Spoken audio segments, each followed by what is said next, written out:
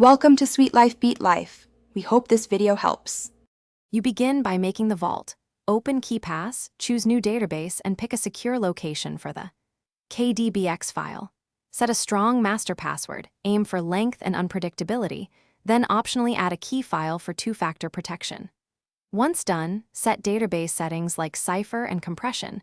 Make sure to enable database encryption options.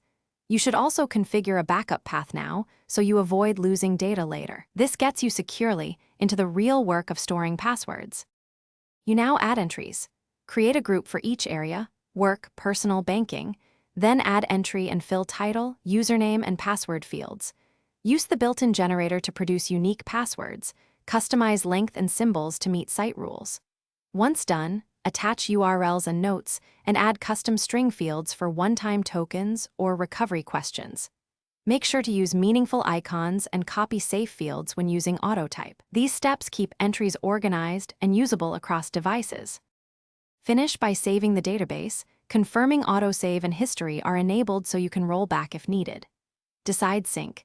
Use a cloud folder, self-hosted storage, or manual transfer. If you use cloud, pair it with a key file stored separately. Export a CSV only when necessary and securely delete exports.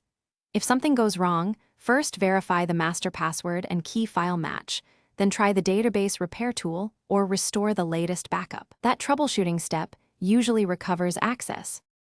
Thanks for watching. Consider subscribing if we helped you.